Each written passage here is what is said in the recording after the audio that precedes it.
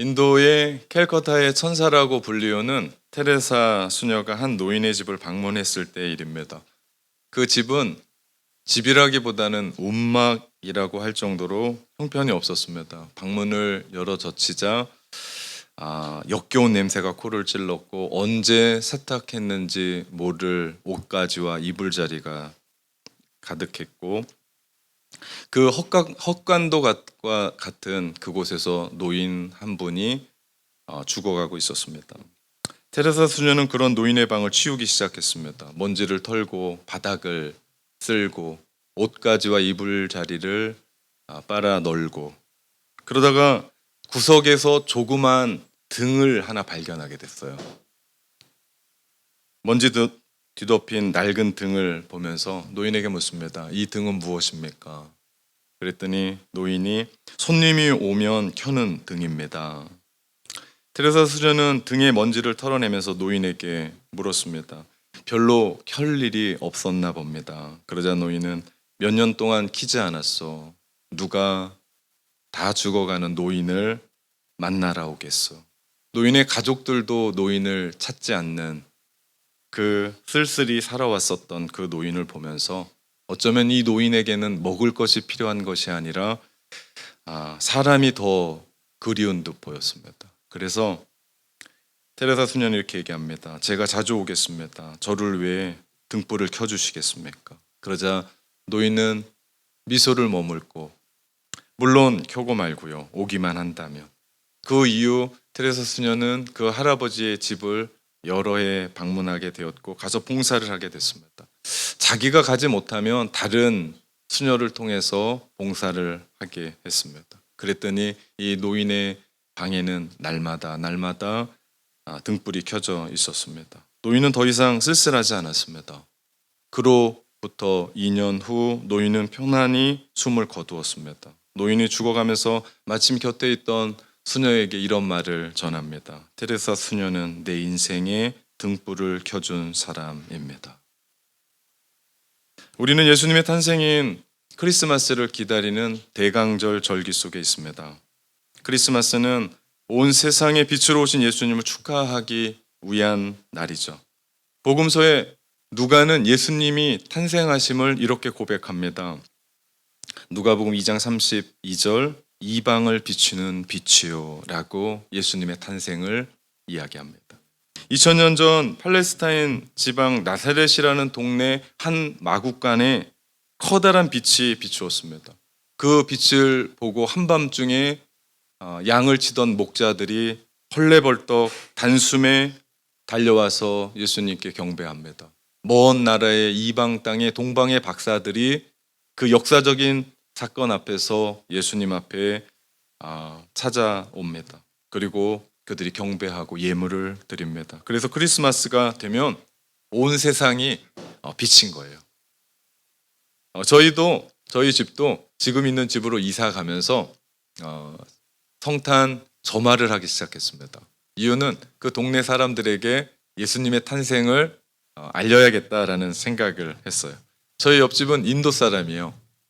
힌두교 분이 분명합니다. 왜냐하면 힌두교의 빛의 축제라고 하는 디왈리 때 자기들이 그 먹는 민속 음식을 저희 집에 배달을 해줬어요. 그래서 이걸 어떻게 할까 그러다가 믿음으로 먹었습니다. 그러면서 저희가 그런 생각을 했어요. 저분들을 위해서라도 성탄의 빛을 보여줘야겠다. 예, 그 사진이 아까 그 사진인데, 네, 예. 빛은 특별합니다. 성경에 보면요, 빛을 하나님이라고 표현하는 구절이 많아요. 대표적인 구절이 요한일서 1장 5절에 보면 우리가 그에게서 듣고 너희에게 전하는 소식이 이것이니 곧 하나님은 빛이시라. 그에게는 어둠이 조금도 없으시다는 것이다 라고 말씀합니다. 하나님은 빛이십니다. 그래서 성경에서 빛 비춤 그리고 빛의 도래는 우리 인간이 경험할 수 없는 큰 소망이고요. 영광스러움이에요. 왜냐하면 우리가 그 하나님을 만나는 것이기 때문입니다. 그 하나님이 인간의 몸을 입고 이 땅에 빛으로 오신 날이 크리스마스예요. 그래서 우리가 아까 읽었던 누가복음 2장 32절에 누가는 이렇게 얘기해요. 이방을 비추는 빛이요 주의 백성 이스라엘의 영광이니이다. 또 요한복음 1장 9절에도요. 예수님을 참빛 곧 세상에 와서 각 사람에게 비추는 빛이 있었다라고 소개를 합니다. 오늘 본문 시편 80편은요. 주전 어느 날 팔레스타인 언덕에 떠오르는 빛을 보면서 하나님을 노래한 시입니다.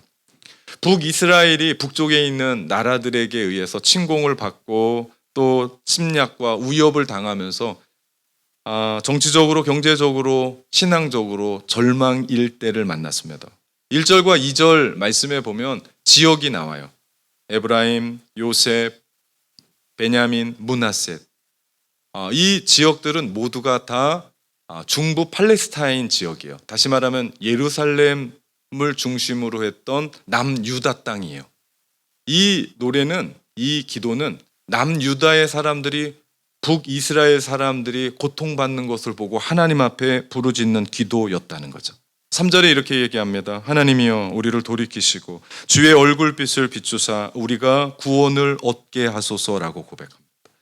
여기서 이야기하는 하나님의 얼굴을 뵙는다라는 것은요, 우리가 하나님의 은혜와 사랑으로 충만히 입는다라는 거예요. 하나님의 얼굴을 보여주십시오라고 하는 성경의 이야기는 우리가 하나님의 은혜를 받게 해주십시오. 하나님의 그 사랑에 잠기게 해주십시오. 다시 말하면 하나님 우리에게 은혜를 베풀어 주소서라고 하는, 하나님 북이스라엘에게 은혜를 베풀어 주소서라고 하는 이야기입니다. 그들이 지금 절망 중에 있습니다. 이들을 희망으로, 멸망 중에 있습니다. 이들을 회복시켜 주옵소서라고 하는 기도입니다. 그러면서 어떤 기도를 합니까? 하나님 빛 비춰 주십시오. 절망 중에, 고통 중에 신음하고 있는 그들에게 하나님 앞에 하나님 그들에게 빛 비춰 주옵소서. 시편에서 말하는 빛은 두 종류입니다. 하나는 구원이고요. 또 하나는 회복입니다. 다시 말하면 하나님 한 분만이 우리의 구원이십니다. 하나님 한 분만이 우리를 회복하실 분입니다. 우리에게 빛 비춰 주옵소서. 그래서 그들은 하나님이 이 절망적이고 억압받는 곳에 와주시기를 기도했던 겁니다. 우리에게 이 시편의 이 기도가 얼마나 절실하게 필요한지 모릅니다. 하나님 내 인생에게 와주십시오. 하나님 우리의 가정에 와주십시오.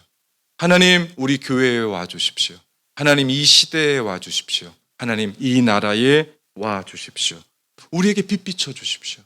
절망 가운데 있고 아픔 가운데 있고 눈물이 나는 그곳에 하나님 우리에게 빛 비춰 주십시오.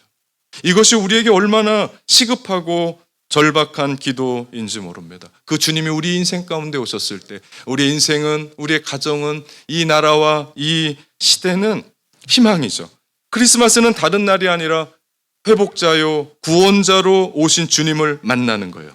우리가 그 주님을 만날 때 절망은 떠나가고 고통은 벗어나고 인생의 질긴 문제는 해결되고 난관은 극복되고 눈물은 그치고 우리의 삶 가운데 환경은 변하지 않았는데 그 주님으로 말미암아 가슴이 뛰는 거죠. 살아야겠다라고 하는 마음이 생기는 거죠. 그날이 크리스마스입니다. 왜요? 그 주님이 이 땅에 인간의 몸을 입고 우리를 위해 빛으로 오셨습니다. 우리가 그분을 만나는 겁니다. 우리가 어둠 속에 있을 때 빛이 얼마나 소중한지 모릅니다. 제가 살았던 시골은 정말 그 깡촌 같은 데였어요. 가로등이 하나도 없었습니다. 그 달이 없는 금음이 되면 그 꾸불꾸불한 그 시골길은요 전혀 보이지가 않아요. 그런데도 다녀요. 참 아찔한 부분입니다. 그때 필요한 게 빛이죠. 저희 동네가 제가 중학교 때인가요? 가로등이 2개가 들어왔어요. 너무나 신기했습니다. 돈도 안 내는 전기세 없는 가로등, 누가 내는지는 모르겠지만 그 동네 사람들이 얼마나 순박했냐면 그 가로등 밑에서 삼겹살도 구워 먹고 오고 가다가 만나서 얘기도 같이 하고 도란도란 아이들은 그 가로등 밑에서 뛰어놀고 그중에 한 사람이 접니다. 왜냐하면 동네가 어두웠기 때문에 그 가로등 하나, 그렇게 밝은 것 같지도 않은 그 가로등 하나가 소중했던 거예요. 어둠 속에 필요한 것이 빛입니다. 아니, 빛의 소중함을 깨달을 때는 어둠 속에 있을 때입니다. 그때 빛을 사모하게 되죠. 근데 문제는 어둠 속에 있는데 어둠을 모른다는 거예요. 어둠 속에 지내다 보니까 그것도 그냥 살만한 거예요. 적응할 만한 거예요. 19세기에 우리 조선 땅에 외국인 선교사님들이 오셔서 묘사한 글이 있습니다.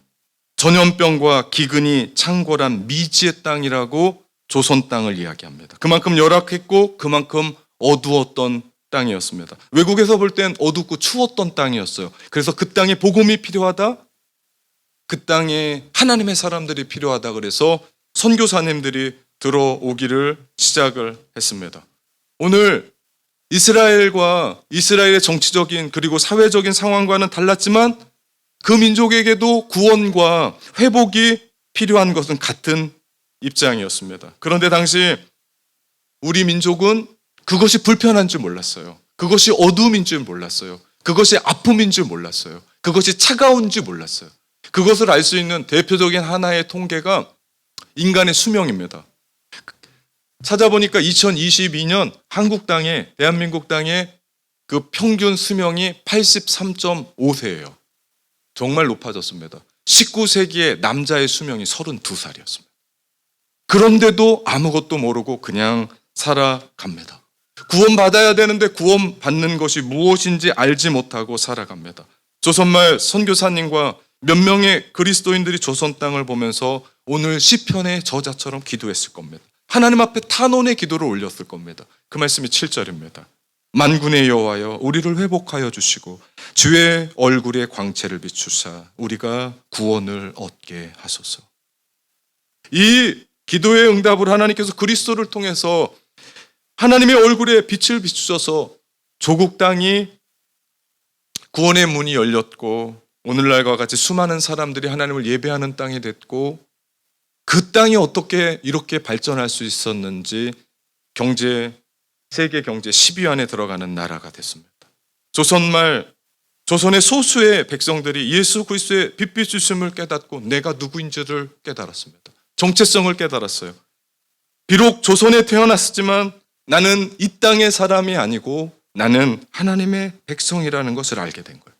여러분, 빛으로 오신 주님을 만나기 전까지는 우리는 세상에 속한 자녀, 마귀에 속한 자녀로 삽니다. 그래서 세상 살아가면서 덧없는 인생을 노래하며 살고 끝나요. 죽음을 무서워하다 한평생 떨면서 살아요. 세상에 가치에 휩쓸려서 살아갑니다. 때로는 일에 중독이 돼서 돈 하면서 세상을 살아가요. 평생을 그렇게 어두운 인생으로 살아가는데 어두운지 모르고 살면서 죽습니다. 이 얼마나 안타까운 거예요. 그러다 마국간에 태어나신 빛 대신 예수 그리스도를 만나는 순간 모든 것이 달라집니다. 예수님이 이 땅에 오시면서 모든 것이 뒤집어졌죠. 요한복음 8장 12절 말씀해 보니까 나는 세상의 빛이니 나를 따르는 자는 어둠에 다니지 아니하고 생명의 빛을 얻으리라. 이 말씀을 우리가 가슴속에 들으면요, 가슴이 터질 듯한 희망이 솟아오릅니다. 그래서 들에 핀 무명의 꽃을 보면서 너무나 아름다운 거예요. 아침에 일어나서 지저귀는 그 새소리 하나만 들어도 너무나 아름다운 노래로 보이게 되는 거예요. 내가 지금 이렇게 살아가는 게 하나님의 은혜고 지금 내가 깨끗하다고 생각하는데 나를 되돌아보면서 나에게 내 옷에 묻었던 그 더러운 것이 얼마나 더러운지를 우리는 선명하게 보면서 정신을 차리게 되죠. 이것이 영적으로 깨어나는 겁니다. 빛이 있구나. 그 선명한 빛이 있구나. 예수 그리스도의 빛으로 말미암아 이렇게 살아서는 안 되겠구나. 주님을 위해 살아야겠구나 라고 하는 내 마음에 갈망이 일어나고 지금까지 입었던 죄의 옷은 벗고 주님의 의의 옷을 입게 됩니다. 그래서 시편의 기자의 탄원의 기도처럼 3절의 말씀, 하나님이여 우리를 돌이키시고 주의 얼굴에 빛을 비추사 우리가 구원을 얻게 하소서 기도할 수 있게 됩니다. 빛이 우리 인생에 들어오면 몇 가지 특징이 있습니다. 빛을 만난 인생은 이렇습니다. 먼저가 첫 번째가요, 인생이 바뀌어요. 그래서 예수님을 만난 인생은요 다릅니다. 그 빛 때문에 살고자 하는 의욕과 희망이 우리 안에 생겨요. 내가 지금 이렇게 살아 있음에 감사합니다. 그렇게 마음으로부터 새롭게 되니까 우리의 모든 것이 새롭게 보여요. 하는 일이 새롭게 보이고 가정이 새롭게 보이고 예전엔 그렇게 보이지 않았거든요. 그런데 모든 것이 다 새롭게 보입니다. 더 나아가 그 빛을 드러내고 싶어요. 예전에는 나는 내 생각대로 먹고 사는 게 절박했고 최대의 과제였고 전부였습니다. 이제는 주님을 위해 살고 싶은 거예요. 그 빛을 드러내고 싶은 거예요. 그러면서 하나님 앞에 드림이 시작됩니다. 시간도 드리고 물질도 드리고 헌신의 삶을 드리며 예수님을 누군가에게 전해주고 싶은 거예요.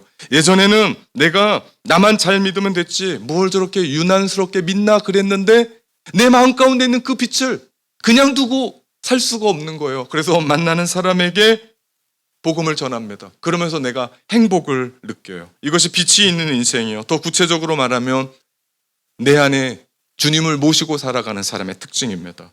또 하나 빛이 있는 인생의 특징은요. 두 번째, 더 나은 가치를 위해 살아요. 빛 대신 예수님을 만나면 인간다움이 무엇인지, 고상한 삶이 무엇인지에 대해서 생각이라는 걸 하게 돼요. 왜냐하면 빛이 비추면 옳고 그름이 구별되거든요. 빛이 비추면 우리 안에 의로움과 불의가 나뉘어지거든요. 그래서 요한복음 12장 46절에 이렇게 말씀합니다. 나는 빛으로 세상에 왔나니 물은 나를 믿는 자로 어둠에 거하지 않게 하려 함이다라고 예수님 말씀하십니다. 어둠에 있을 때는요, 돈만 벌면 됐어요. 어둠에 있으면 나만 잘 살면 됐어요. 그리고 먹는 것이 남는 거라고 살았어요. 뭐로 가도 서울로 가면 된다라고 생각하고 살았습니다. 그게 뭐 대순가 남들도 다 그렇게 사는데 라고 지금까지 살았습니다. 그런데 빛이신 예수님을 내 안에 모시니까 달라지는 거예요. 내가 지금까지 살았던 그 삶을 내려놓게 되는 거예요. 더 나은 가치를 가지고 살아가는 거예요. 이제는 돈을 벌어도 어떻게 벌 것이며 그리고 번 돈을 어디에 쓸 것인가라는 걸 생각하게 되는 거예요. 예전에는 내게 힘만 있으면 된다고 생각했는데 이제는 내가 가지고 있는 힘을 어떻게 조율할지 조절할지도 알게 되는 것이고 이제는 내 뜻이 아니라 하나님의 뜻이 무엇인지를 분별하며 그 말씀에 순종하며 살아갑니다. 이것이 더 가치 있는 인생을 사는 거죠. 그것이 내 안에 주님이 계실 때, 빛 대신 주님이 우리 안에 계실 때 살아가는 삶의 특징입니다. 대다수의 사람들이요, 밤이 돼서 집에 들어가면 전등에 스위치를 켭니다. 이것이 상식이에요. 그렇다면 우리의 마음도 어두워지면 불을 켜야 되는데 그것을 못해요. 아니, 그것이 안 돼요. 왜 그럴까? 밤이 되면 집에 들어가서 그 어두움을 밝히기 위해서 스위치는 켜는데 왜 우리의 마음이, 우리의 영혼이 어두운데 우리의 영혼에 스위치는 켜지 못할까? 왜 우리 가운데 어두움을 알고 빛 대신 예수 그리스도를 받아들이지 못할까? 세상이 화려하니 내 마음도 밝다고 생각해서 그런지 아니면 내 안에 과거의 것들이 드러날까봐 두려워서 못하고 거부하는 것인지 중요한 것은 육적인 것이 아니라 이것은 영적인 것이라는 거죠. 영적인 것은 아무나 하지 못합니다. 영적인 것은 우리로 하여금 주님이 열어주시죠. 우리의 눈은 내가 뜨면 돼요. 아침에 눈을 뜨면 됩니다. 많은 사람들이 저랑 사진을 찍으면 눈을 뜨라고 하는데 다 뜬 거예요. 이렇게 열어보면 눈 뜨고 있어요. 근데 이렇게 열어보면 육적인 눈은 뜬 게 보이는데 영적인 눈은 안 떠져요.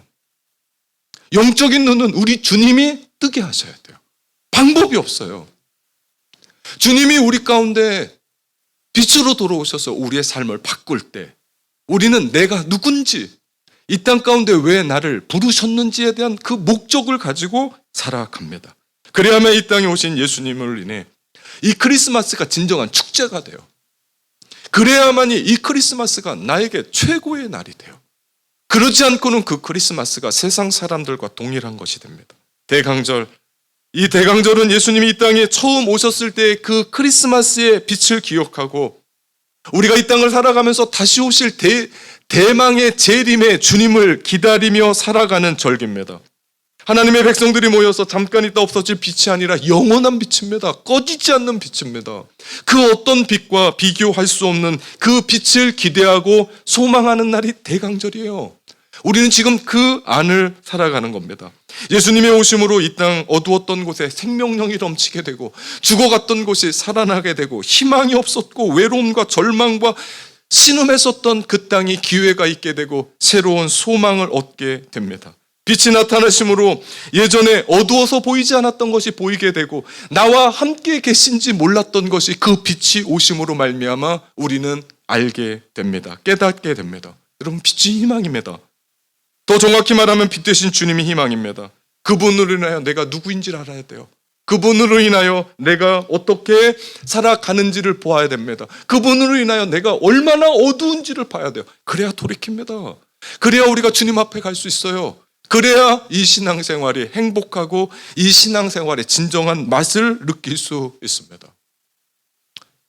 성탄절에 즐겨 부르는 캐롤 중에 루돌프 사슴이라는 게 있습니다.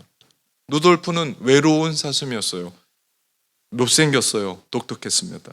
특히 코가 빨갛게 부어올라 유난히 반짝거렸고 그것 때문에 다른 친구들에게 웃음거리가 됐어요. 그런데 그것이 뜻밖의 일로 산타크로스의 썰매를 끌어줄 수 있는 기회가 생깁니다. 그러자 다른 사슴들이 그 루돌프를 부러워했고 존경했습니다. 이 이야기는요, 로버트 메이의 작품입니다. 로버트 메이는 어렵고 힘든 세월을 보낸 젊은이에요. 그는 동화 작가입니다. 그런데 오랜 시간 노력했음에도 불구하고 삼류 잡지에만 올라가지 채택이 되지 않는 거예요. 원고를 받아주지 않는 거예요. 그는 그렇게 무명의 서러운 삶을 살았습니다. 5년 동안 병상에 알아누워 있는 아내, 1938년 세계 대경제공황까지 겹쳐서 끼니를 이을 수 없는 어려운 여건 속에 딸 아이 하나를 돌봐야 했었던 것이 그의 처지였습니다. 그런데 그의 성탄절을 앞두고 그가 쓴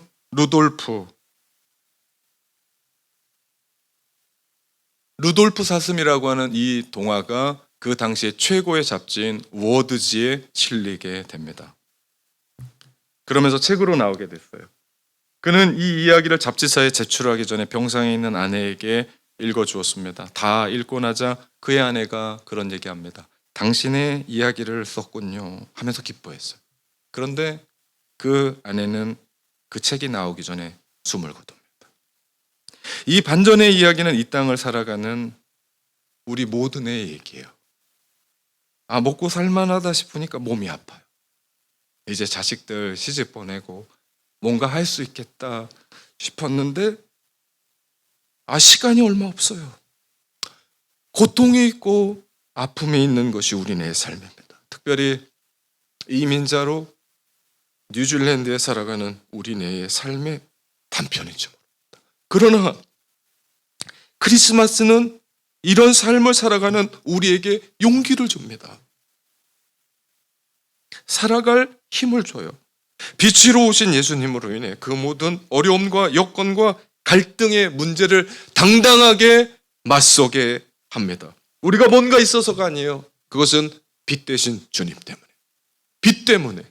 우리 이사야 30장 26절에 보면 여호와께서 자기 백성의 상처를 싸매시며 그들의 맞은 자리를 고치시는 날에는 달빛은 햇빛 같겠고 햇빛은 7배가 되어 7날의 빛과 같으리라 말씀합니다. 오늘을 살아가는 여러분의 삶은 어떻습니까? 작게는 개인의 삶, 가정의, 자녀들의 문제, 경제적인 부담, 나의 미래는 어떻게 될 것인가, 나의 들어가시는 부모님에 대한 이민의 삶 속에서 수많은 것들 결정하고 선택하는 그곳에 우리로 하여금 눈물 나게 합니다. 크게는 아직도 끝나지 않은 세계적인 코로나의 문제, 그 일들로 말미암아 경제는 약화되고 왜 그런지 모르게 더 악해져 가기만 하는 문화 속에, 그리고 너무나 크게 변화하는 세계의 이상 기후와 환경의 변화 속에 우리는 또 아파하고 절망하고 어디에 희망을 둬야 될지 모르겠습니다. 그럴 때 오늘 시편 기자가 고백한 그대로 우리는 하나님을 찾아야 됩니다. 하나님 어디 계십니까? 이건 현실 도피가 아니에요. 이거는 하나님 앞에 자조 섞인 원망과 한탄도 아닙니다. 현실을 직시하면서 아픈 나의 가슴을 끌어안고 하나님 앞에 나아가는 거예요. 하나님이 필요합니다. 지금 내 인생 가운데 와주시옵소서. 하나님이 필요합니다. 우리의 가정 가운데 와주시고 우리의 교회 가운데 와주시고 이 시대 가운데 와주시고 이 나라 가운데 와주옵소서. 주님 와주시옵소서. 그러할 때 우리의 인생 가운데 변화되는, 비록 지금은 아프고 힘들고 미래가 보이지 않고 절망이 있지만 그 현실을 도피하는 것이 아니라 그것을 우리의 가슴에 끌어안고 다시 오실 주님의 재림을 기다리며 빛을 안고 살아가는 신앙인으로 살아가겠다라고 고백하는 것이 오늘 시편 기자가 우리 가운데 전하는 크리스마스의 메시지입니다. 사랑하는 여러분, 아직도 여전히 계속해서 예수 그리스도는 우리의 유일한 희망인 줄 믿습니다. 사랑하는 참된 가족 여러분, 메리 크리스마스.